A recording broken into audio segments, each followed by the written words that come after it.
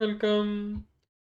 पिछली बार 52,000 के आसपास जब कैंडल थी, तब हमारी एक एनालिसिस थी डाउन मूव को लेकर, जो कैंडल ने कंप्लीट करी, और जिसकी वजह से फाइनली ये पूरा का पूरा head and shoulder pattern complete हुई। मेरी तो एक्सपेक्टेशन थी कि ये पूरा हफ्ता कैंडल जो बैंक निफ्टी पूरा हफ्ता यूज़ करेगा अपना सपोर्ट टच करने के लिए। पर ये तो अच्छा हुआ कि मंडे है आज, और आज ये पूरा मूव कंप्लीट हो गया और अपना जो सपोर्ट का टारगेट था कंप्लीट हो गया। अब हमारा ये हेड एंड शोल्डर पूरा कंप्लीट हो गया है। तो अब जैसे हम चार्ट को 1 डे टाइम फ्रेम पे देख रहे हैं, तो normally head and shoulder pattern में सपोर्ट की साइड पे ब्रेकआउट होता है। मैक्सिमम टाइम तो सपोर्ट के साइड ही ब्रेकआउट होता है, और अगर यहाँ से ऊपर वापस चला जाए तो फिर वो हेड एंड शोल्डर बचता ही नहीं है, वो पैटर्न ही चेंज होता है। लेकिन अगर हम अभी हमको जैसे चार्ट पे सिर्फ ये हेड एंड शोल्डर ही दिख रहा है, तो हम एक्सपेक्ट करेंगे कि इस टाइम भी सपोर्ट पे ही ब्रेकआउट हो। अब वैसे हम देखें तो कैंडल ने आज जैसे मंडे है, तो कैंडल ने अपने सपोर्ट, इसको हटा देते हैं, तो कैंडल ने अपना सपोर्ट को ब्रेक करने के बाद ही क्लोजिंग दिया आज, और आज मंडे है। हम 1 डे टाइम फ्रेम पे चार्ट देख रहे हैं, तो वैसे तो ब्रेकआउट दे दिया कैंडल ने।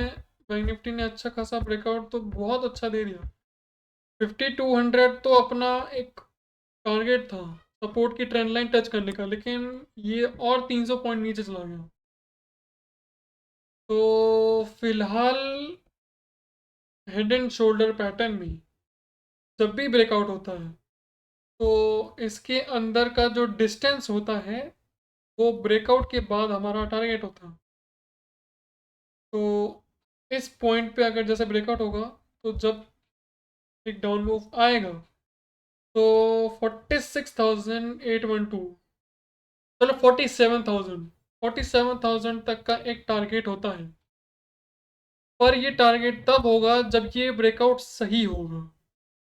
अभी तो इतना अच्छा स्ट्रॉन्ग सपोर्ट है, और कैंडल ने एक ही डे, अगर जैसे इसको अपन कैंडल फॉर्मेट में देखें, तो एक ही कैंडल ने सिर्फ अभी ब्रेकआउट दिया है।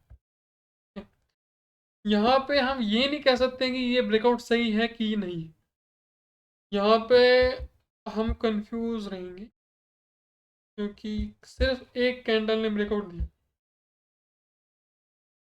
इस हफ्ते अगर मैं सिंपल से बोलूँ, तो इस हफ्ते हमको वेट करना पड़ेगा ताकि हम समझें कि ये जो ब्रेकआउट हुआ है, ये सही ब्रेकआउट है या ये फॉल्स ब्रेकआउट है। अगर ये सही ब्रेकआउट होता है, तो 47,000 तक का एक टारगेट अपन लेके चल सकते हैं। लेकिन उस 47,000 के टारगेट को आने में बहुत टाइम लग जाएगा अभी, क्योंकि पहली बात तो ये ब्रेकआउट सही है कि नहीं है, ये क्लियर होने में ही हफ्ता लग जाएगा।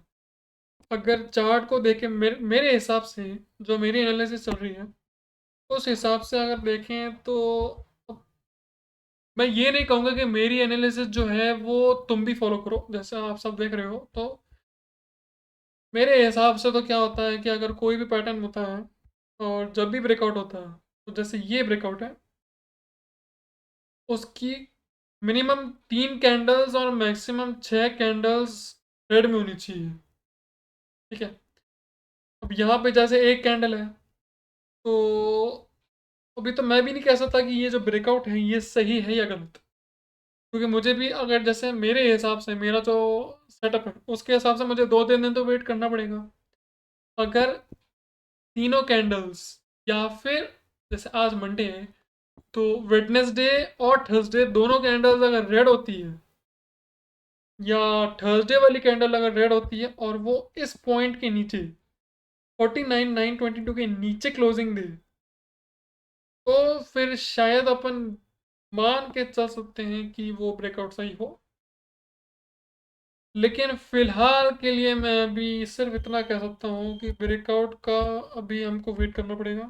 पैटर्न तो भले कंप्लीट हो गया, लेकिन ब्रेकआउट सही है या नहीं, उसके लिए हमको वेट करना पड़ेगा। अगर सही होता है, तो और एक नीचे का मूव और एक डाउनवर्ड मूव अपन देख के चल सकते हैं, लेकिन उसके लिए अपन को वेट करना पड़ेगा। तो अगर थोड़ा ब्रीफ कहूँ, तो जो ये अपना अभी जो हफ्ता चल रहा है मंडे से फ्राइडे, ये हो सकता है कि अभी जैसे आज मंडे तो गया, ठीक, आने वाले 4 दिनों में ये हो सकता है कि कैंडल एकदम नीचे चली जाए, मतलब जो मूव है वो एकदम नीचे चला जाए। पहला सीन तो ये हो सकता है। दूसरा सीन ये यू टर्न लेके ऊपर जा सकता है, और तीसरा सीन ये इसी रेंज के अंदर कोई नया पैटर्न या कुछ अ, एक कोई छोटी सी रेंज बना सकता है, जिससे हमको पता चले कि और नीचे मूव आ सकता है कि नहीं। कंफर्म नहीं कहूँगा, लेकिन पॉसिबिलिटी मेरे को बहुत ही जोर से लग रही है कि हेड एंड शोल्डर पैटर्न तो बन गया है, ठीक है। अब अच्छा खासा एक नीचे का मूव आ सकता है, पर हम वेट करेंगे ताकि ब्रेकआउट जो है वो पता चल जाए कि सही है या नहीं। गलत ब्रेकआउट पे एंट्री लेंगे तो फिर से हम फंसेंगे, और फिर स्टॉप लॉस घटेगा, लॉस होगा, कोई चक्कर, कोई वही नहीं है, फायदा नहीं है कोई। हफ्ते भर तक वेट करते हैं, क्योंकि आराम से 3,000 पॉइंट्स तक कम हुए हैं। जैसे 3,000 पॉइंट्स बहुत थे। 54 से भी 49 आ गया, 5,000 पॉइंट, सॉरी 4,000 पॉइंट, क्योंकि ये तो 50,000 के पास में है ना। 4,000 पॉइंट नीचे आ गया, तो 3,000 पॉइंट शायद नीचे आए।